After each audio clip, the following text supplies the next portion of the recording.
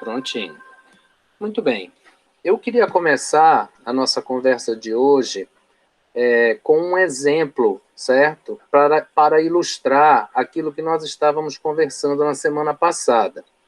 Eu não sei se vocês tiveram a oportunidade de ver na televisão na sexta-feira, eu acho, ou sábado, durante aí esse período de lockdown, um repórter da TV Liberal que entrevistou uma senhora que estava aguardando um ônibus na parada de ônibus.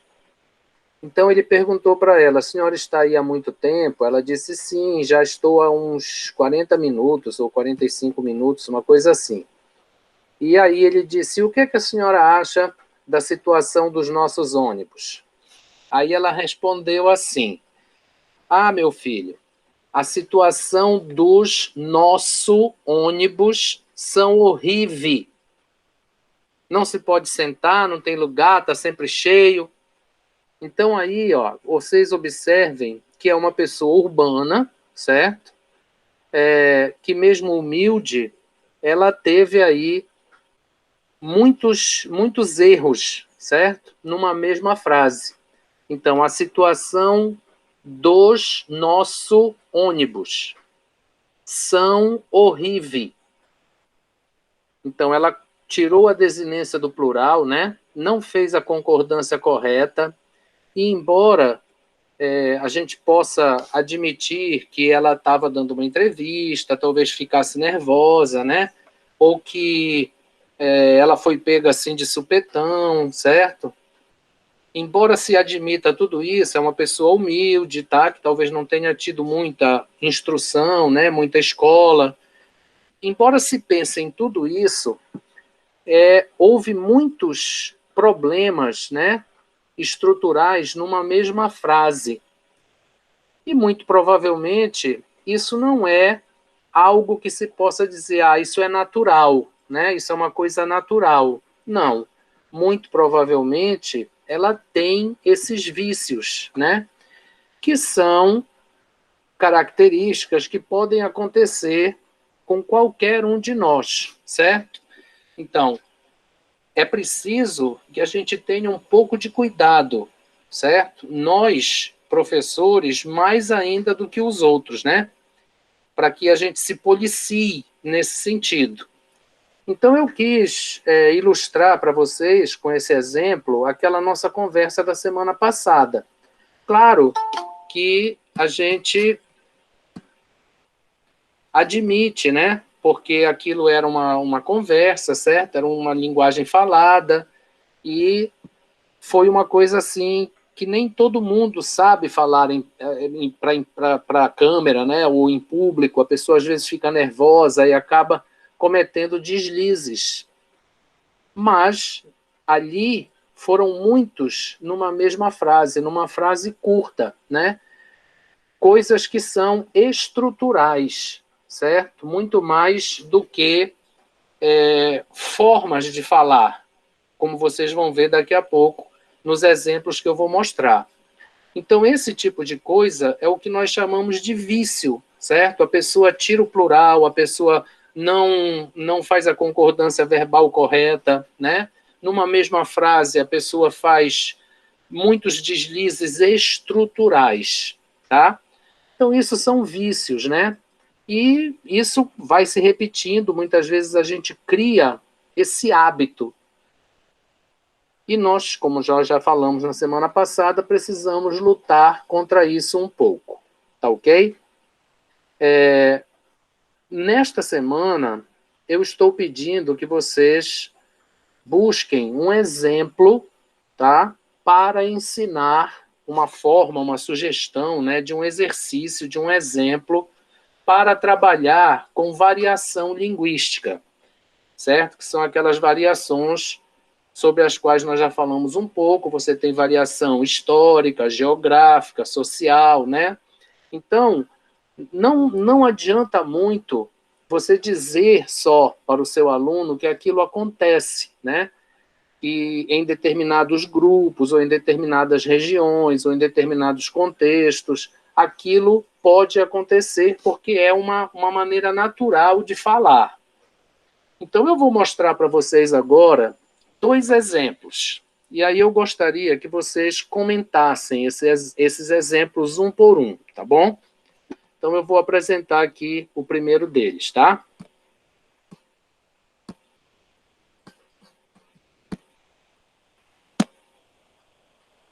Vejam se dá para vocês enxergarem aí o que tá sendo mostrado. Está dando para vocês verem o diálogo do aluno com a professora? Sim, professor. Certo. Então, eu gostaria que vocês lessem esse diálogo e comentassem.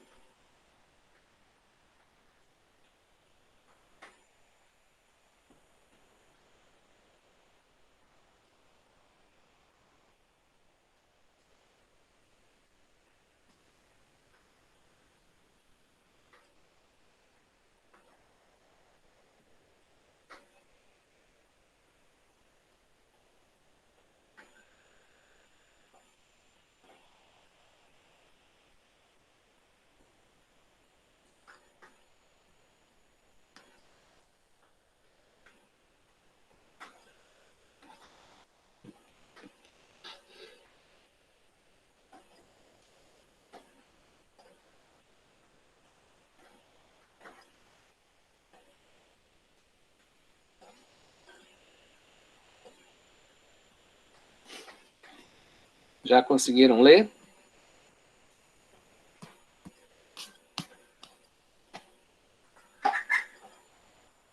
Todos conseguiram ler?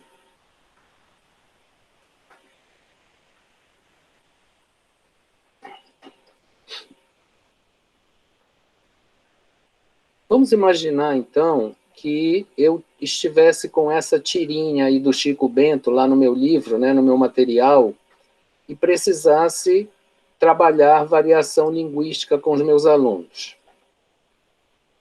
Como eu faria? O que é que vocês acham? Quem me dá uma ideia de como eu poderia iniciar esse trabalho?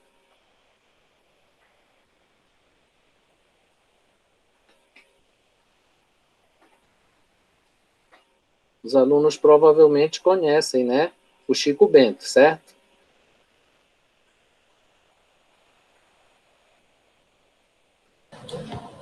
Acho que poderia falar que o Chico Bento ele mora no interior, estuda numa escola no campo, que por isso ele tem uma forma de falar diferente da cidade. Certo. Panorama. Ok. Então, você começaria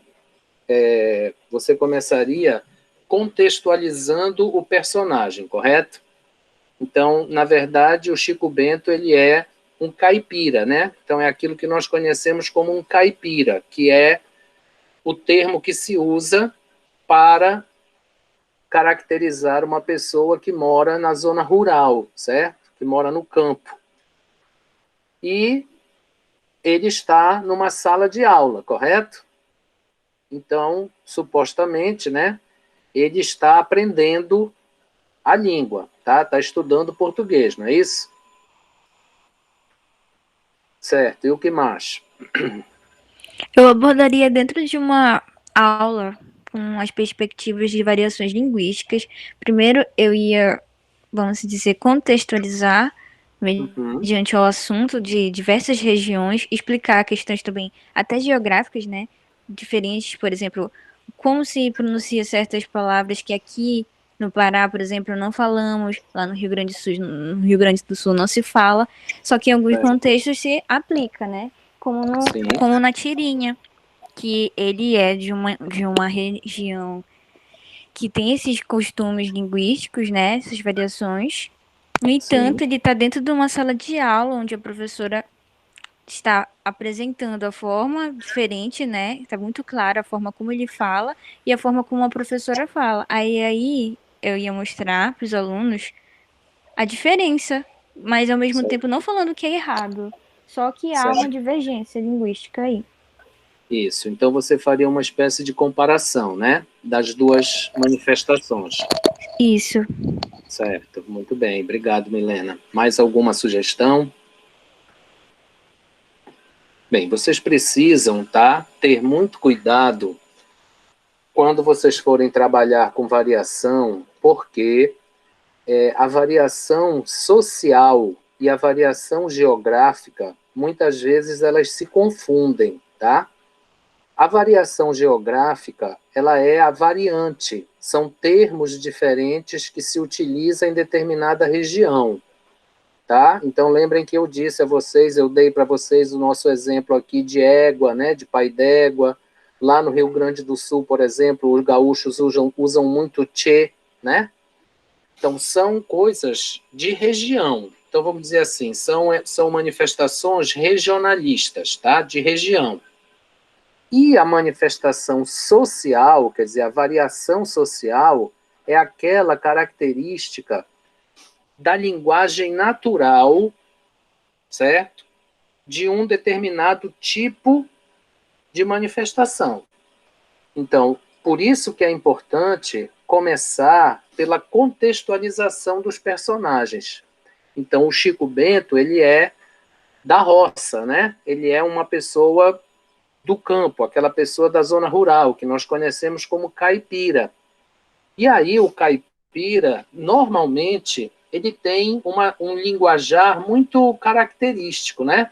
Muito específico dele. E aí, você tem várias manifestações na linguagem do Chico Bento que são sociais, né? Que são as variações sociais. Vejam que ele corta muito as palavras, né? Que ele troca o é pelo i, certo? Como vocês estão vendo lá, o hoje, por exemplo, né? O de hoje, né? Em vez de hoje. Então, nós, especialmente nós aqui do Pará, nós sopramos muito, certo? A gente fala soprando. Então, é muito característico, vamos dizer assim, quando você ouve o hino nacional brasileiro cantado por um grupo da região norte e o hino nacional brasileiro cantado por um grupo do sul. Por quê? Porque vocês sabem que nós aqui dizemos assim, a clava forte, né? Não sei o que, a própria morte. Quer dizer, a gente sopra, e aí, em vez de ser o acaba sendo i, certo?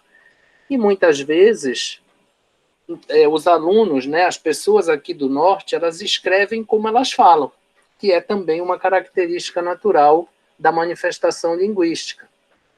Se um gaúcho estiver cantando o hino nacional, você vai ouvir ele dizer morte, tá? Clava forte. Então, são manifestações características das regiões. Quando você olha para essa tirinha aí do Chico Bento, tá? Você vai ver o corte, né, das palavras. Em vez de professora, é fessora. Uns dizem professora, senhora, né? Me castigar por alguma coisa. Então, vocês percebam, tá? Que isso não é um vício, isso não é uma característica estrutural, né? Ele está fazendo a frase dele direito. A única coisa que está acontecendo aqui é que ele está usando os termos da forma natural como ele fala, tá? Então, a senhora ia me castigar por alguma coisa que eu não fiz. Entenderam? Então, é diferente. É uma linguagem natural daquela pessoa, certo? Daquela entidade característica. Então, é por isso que é importante você contextualizar o personagem, para que os alunos possam entender que aquilo é uma manifestação natural. E é sempre importante dizer, né, repetir, frisar, que, embora seja uma manifestação natural, ela precisa ser trabalhada, tá? Então, lá no ambiente onde ele vive, né, vamos dizer assim, lá no ambiente natural dele, ele pode até continuar fazendo essas manifestações, mas ele aqui, tem que trabalhar para fazê-las o menos possível em outros ambientes. Porque lá na sala de aula, o contexto dele é um pouco diferente do que lá no sítio onde ele mora. E quando ele estiver escrevendo, ele também precisa fazer essas distinções. E essa, pelo menos na minha opinião, tá? Metodologicamente falando, é a parte mais difícil para o professor. É colocar na cabeça dos alunos que existe essa distinção, certo? Que você pode ter uma manifestação lá no seu ambiente, mas quando você está em outro ambiente, essas manifestações não podem acontecer ou não devem acontecer, certo? Então, vocês percebam que a professora não corrigiu, né, o Chico Bento. Vocês perceberam isso? Ela responde da forma natural, certo? Como se ela estivesse entendendo bem o que ele estava dizendo. Então, a Professor, mensagem... Oi, é pode justamente falar. isso que eu tenho medo, sabe? Porque, assim, a gente tem a disciplina de linguística, por exemplo, que ela ressalta bastante isso. Então, a gente está estudando bastante sobre essa questão da Sim, linguagem, da língua e da sim, fala, as distinções entre elas, né? Agora, sim. assim, é bem complicado, porque justamente o Brasil são, vamos dizer, são vários Brasis, né? Uhum, Então, contextualizar isso dentro de uma sala de aula, onde está muito impregnado ainda a questão do preconceito linguístico, todas essas coisas, sim, estabelecer assim, falar que a fala é uma constituição individual, mas ela não é sistematicamente como você tem que escrever, entendeu? certo. Né? Seria mais certo eu falar assim? E nem somente isso, né, Milena? Mas também mostrar para eles que as manifestações linguísticas, elas também dependem do registro, né? Sim, Daquela moldura contextual que a gente tem. Então, é bem complicado. pois é, mas é por isso que eu acabei de dizer, na minha opinião, metodologicamente, essa é a parte mais difícil. Então, é exemplo, é discussão, é reflexão, entendeu? É você mostrar e sempre esclarecer para o seu aluno, porque veja bem, o Chico Bento, ele estava ali conversando com a professora, certo? Ele não estava fazendo um exercício, ela não estava fazendo uma tarefa. Então, por isso ela não corrigiu. Mas se ele tivesse escrito tudo aquilo, ela teria que corrigir, correto? Veja, se ele deixa um bilhete lá na casa dele, pregado na mesa para a mãe ou para o pai, escrever daquele jeito não teria grande problema, porque ele estaria lá dentro do habitat natural dessa manifestação, certo? Talvez se ele escrevesse tudo direitinho e deixasse lá o bilhete em cima da mesa, a mãe e o pai nem lessem, porque dizer, olha, essa aqui é outra pessoa, quem é essa pessoa? Então lá, deixar um bilhete escrito dessa forma está tudo bem, mas a partir do momento em que ele vai, por exemplo, para uma entrevista de trabalho, certo? Ele não vai poder fazer isso, tá? Porque isso vai causar uma impressão negativa na pessoa que estiver entrevistando. Então, essa linha divisória é que precisa ficar muito clara para os alunos. Então, há um momento em que essa manifestação é aceitável, né? Tá tudo bem, sem problema, e há um momento em que ela precisa ser combatida, que ela precisa se transformar em algo mais padrão, mais culto, certo? Essa dificuldade é grande. Então, é por isso que eu digo a vocês, é exemplificar, tá? Quanto mais variados os exemplos, melhor. É refletir com os exemplos, discutir com os alunos, tá?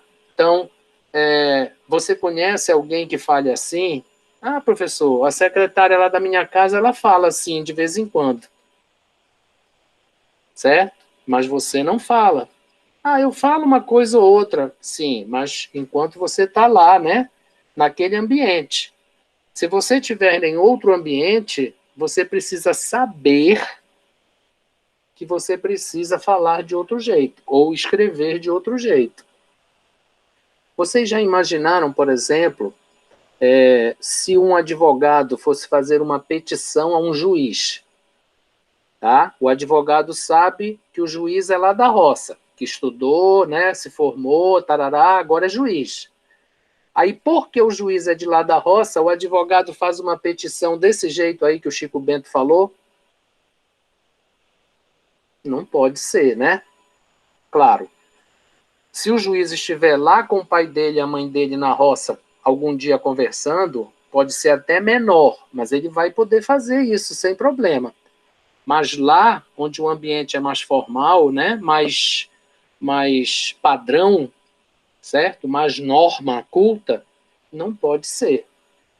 Então, essa divisão, certo? É que você precisa que os alunos entendam. Os alunos precisam saber e conhecer e exercitar e trabalhar que existe um momento para que uma coisa possa se manifestar naturalmente e um outro momento em que essa manifestação precisa ser de outra forma. E isso não é fácil, tá? É só realmente exercitando e trabalhando e refletindo e debatendo com eles.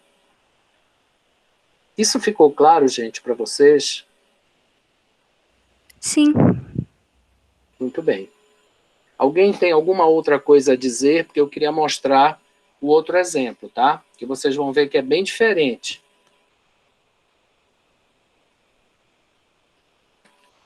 Então eu vou tirar aqui. Não vou tirar não, eu vou passar para o outro exemplo. Pronto. Isso é um poema, tá? Chamado O Poeta da Roça. Então eu vou dar aí uns 3 minutos, 5, para vocês lerem o poema.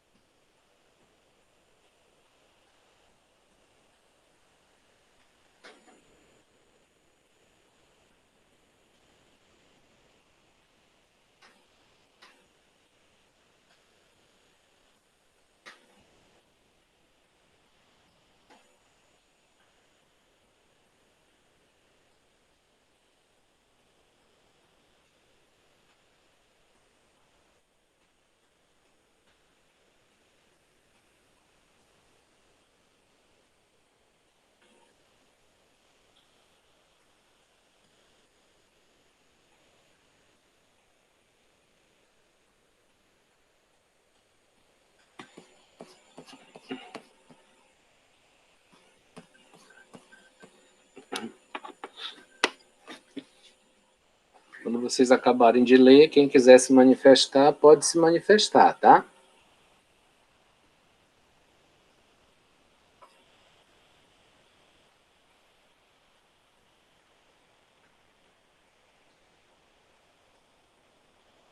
Vamos tentar pensar agora que nós já passamos dessa fase de contextualizar, né, o personagem, certo? De falar um pouco sobre essa moldura, certo? Que ele tem, né? Que também parece bem clara aí para vocês pelo poema, certo? Mas vamos pensar que essa parte já foi. Que outras variações vocês veem aí que vocês poderiam trabalhar?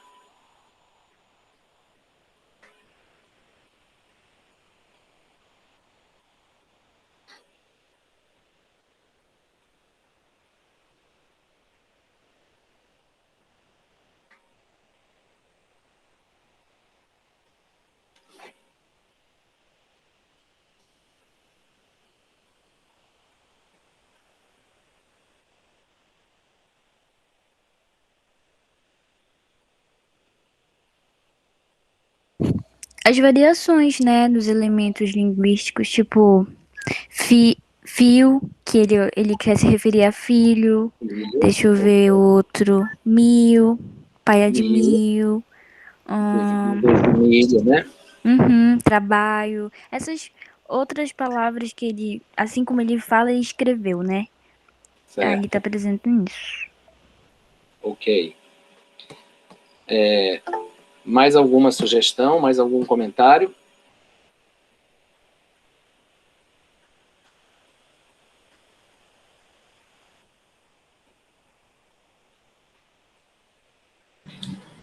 Ele fala, apesar de ser uma linguagem bem, né, rústica, digamos assim, mas ele fala algumas palavras assim como menestrel, errante, cantor, né, que é um pouco até conceito culto, né, e ele mistura.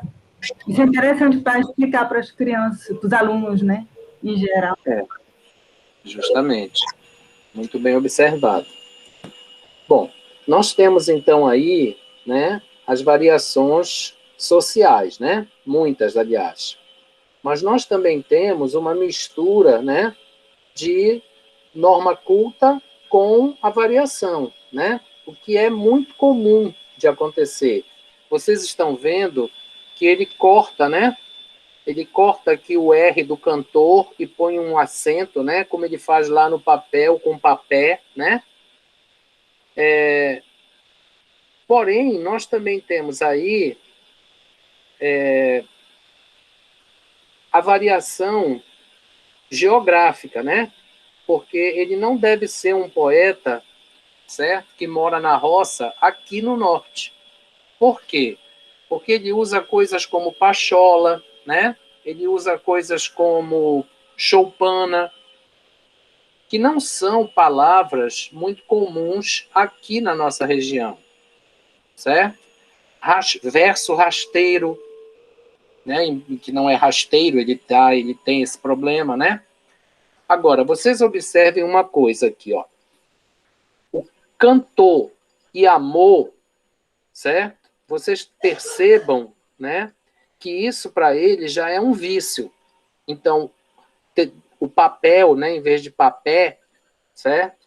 Menestrel em vez de menestré, isso não é só a manifestação linguística, isso é um vício, porque ele vai usando ao longo do poema, né?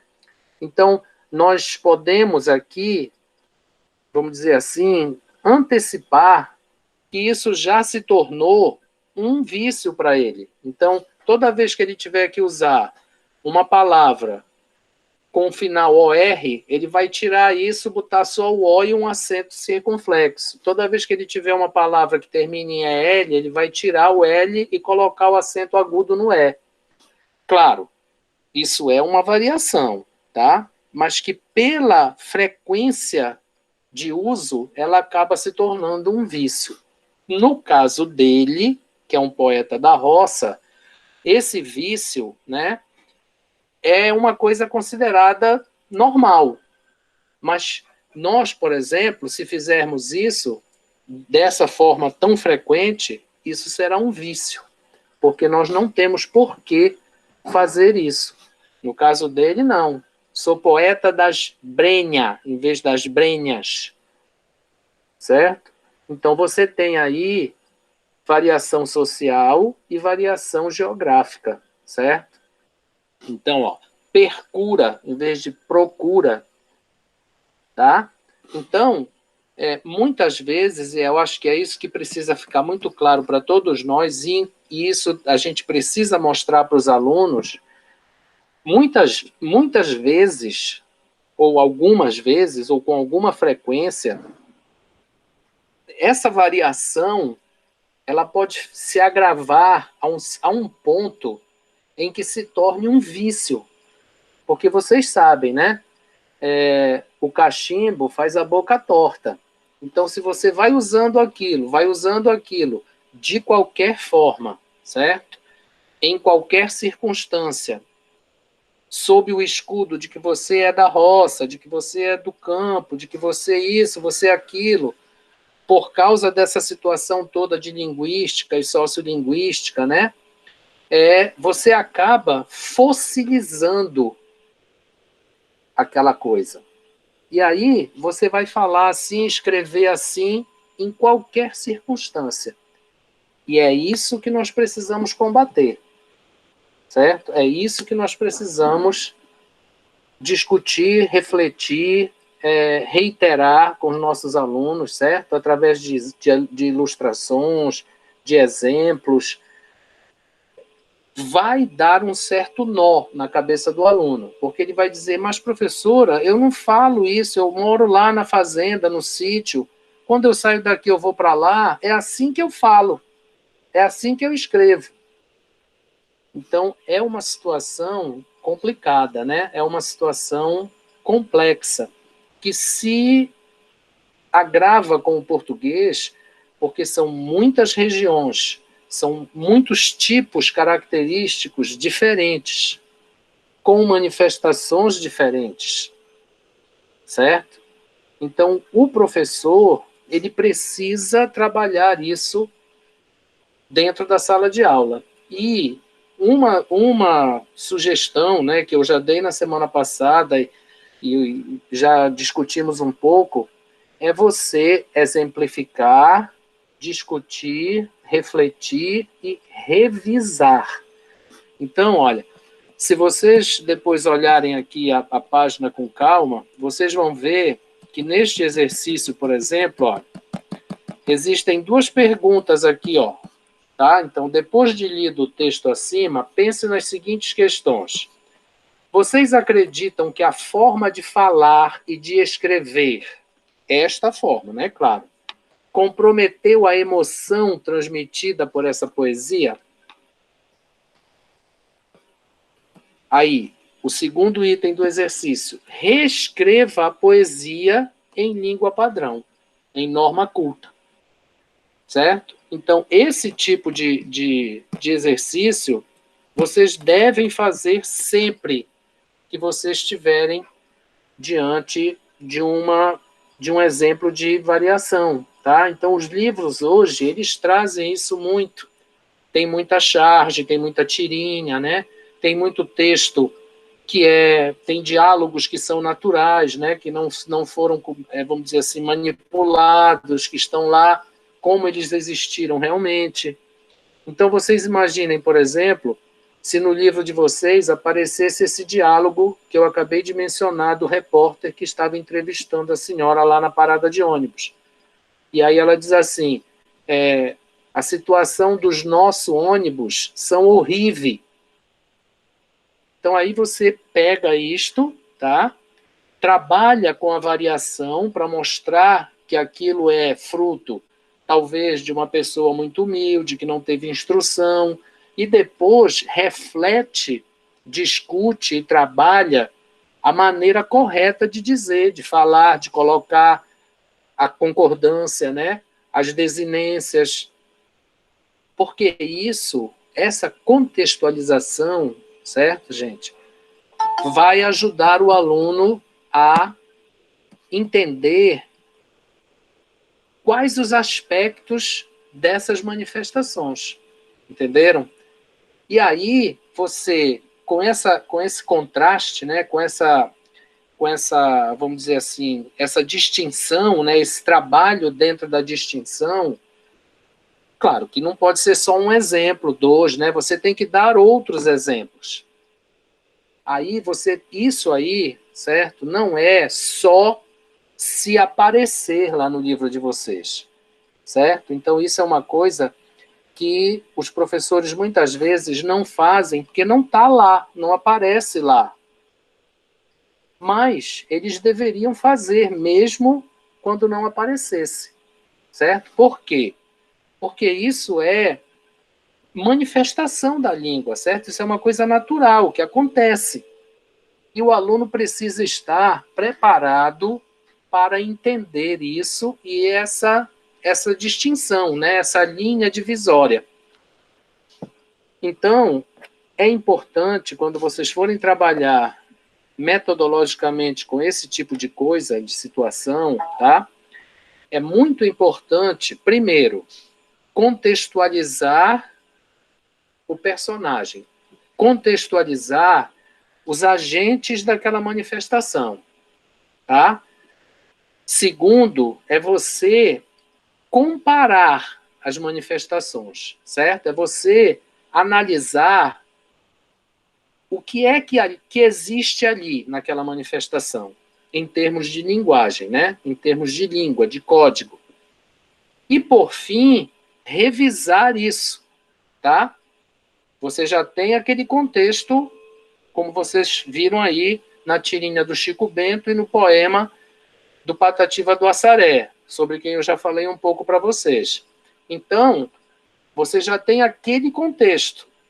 Você compara com outro contexto. Porque, olha, gente, é extremamente importante que o aluno saiba, que o aluno compreenda, tá? Que ele aceite, que ele internalize que a manifestação linguística, ela depende desse contexto, ela depende dessa moldura, certo? E aí você vai ter que dar vários exemplos e discutir esses exemplos. Não adianta, vocês podem experimentar, vocês podem tentar, quem já atua pode fazer isso.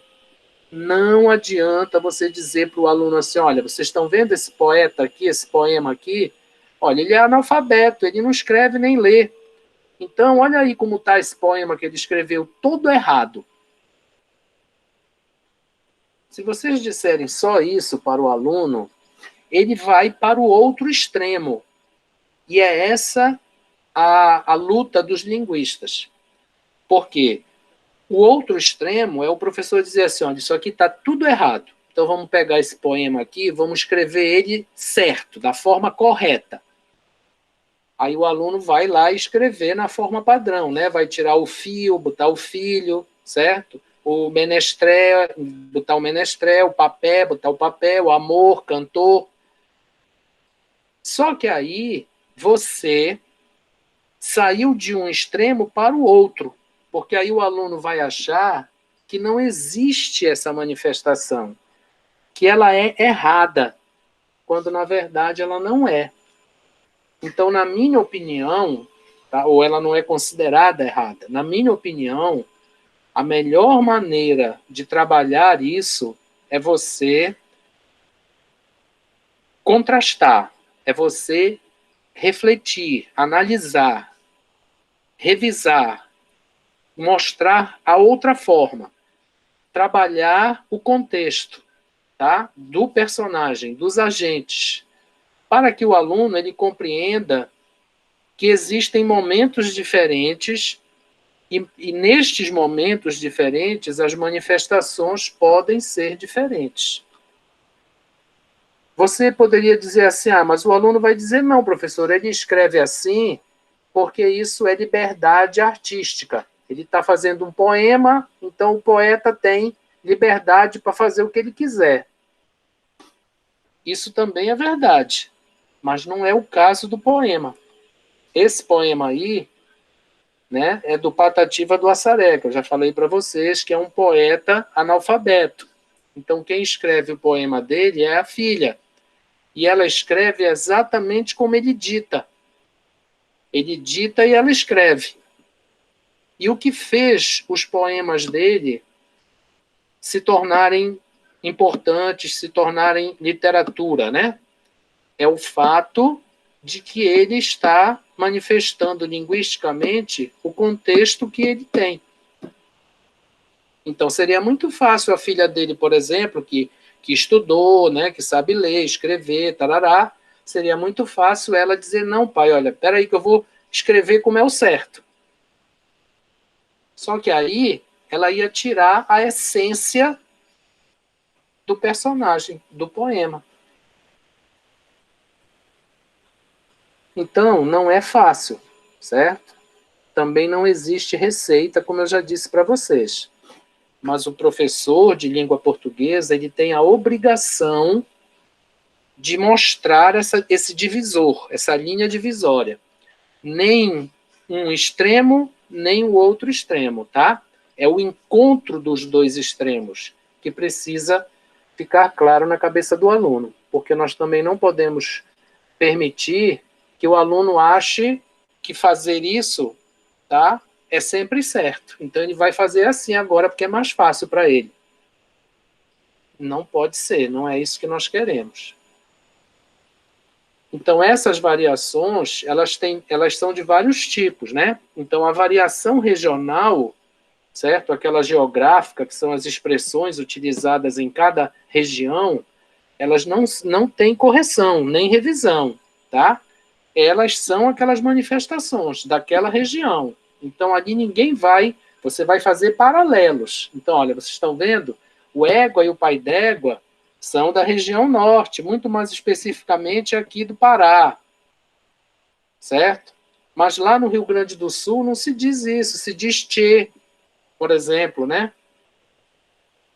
Então, são manifestações regionais, isso é uma coisa. Agora, tem as sociais, tem as históricas, né? Aquelas que são as mudanças que a palavra vai sofrendo ao longo do tempo. Então, é preciso vou repetir, é simplificar, refletir, discutir, analisar e contrastar. E, acima de tudo, mostrar essa linha divisória. É um pouco difícil, né? Porque os alunos lá do ensino fundamental, do ensino médio, eles não estudam linguística, né? A linguística você estuda lá na academia, né? Então, eles não têm o estudo de linguística, de sociolinguística, da análise do discurso, né? Para entender aquelas variáveis todas. Professor, Oi. mas se eu entrasse com esse contexto da linguística, seria totalmente errado eu fugisse um pouco, mesmo que não esteja certo eu entrar no ensino fundamental já explicando o conceito da linguística, obviamente, né? Mas assim, contrastar a questão do estruturalismo, informal, formal e trazer essa questão do regionalismo, né? Que são as variantes regionalistas. Eu acho que isso já vai mais para uma questão linguística, mas não tá errado eu explicar assim, Não, dessa forma, não? Não, se você achar, né, que os seus alunos vão entender melhor se você fizer isso, não tem problema nenhum. O problema aí é que você não vai poder entrar em muitos detalhes, né, sobre as escolas linguísticas, né, as teorias linguísticas, certo? As variáveis da sociolinguística, porque isso vai depender deles terem outros conhecimentos. Mas se você fizer uma explicação, uma explanação bem sintética e simples, e você achar que eles vão entender, isso vai depender muito do seu feeling em relação àquela turma, né? Não vejo nenhum problema. Isso pode, sim, facilitar essa internalização sobre a qual nós falamos. Mas isso é uma decisão que depende única e exclusivamente de cada professor. O problema, só, Milena, é assim. Você sabe que o professor ele tem a tendência a se empolgar, né? Então, quando ele começa a falar sobre um assunto do qual ele gosta e que ele tem conhecimento, ele acaba não sabendo dosar essa coisa, essa explanação. Aí ele acaba metendo os pés pelas mãos. É Ela vai só ficando esse confuso, né? Para explicar isso, para o aluno. Uhum. sim. É só esse o cuidado que precisa ter, tá? Tá bom. Bem, então, nós, como eu disse no início, tá? Estamos fechando a nota do primeiro NPC nesta semana. E aí eu estou pedindo que vocês façam um trabalho prático lá, tá? Aí agora eu quero que vocês digam os passos, tá? Que vocês digam um exemplo, tá? Que vocês vão usar e digam os passos de como você trabalharia aquele exemplo para ensinar variação linguística, certo? Para trabalhar a variação linguística, certo? E aí, na próxima semana, nós vamos conversar um pouco sobre variantes, né? Que são as variações geográficas, tá? Só que lá não terá mais pontuação, correto? Aí, logo depois disso, nós iniciamos, então, um outro assunto, tá? Já para o segundo NPC. Então, eu gostaria de saber se alguém tem alguma pergunta, se alguém quer dizer mais alguma coisa. Eu vou tirar aqui a nossa página, tá? Eu vou interromper a nossa gravação.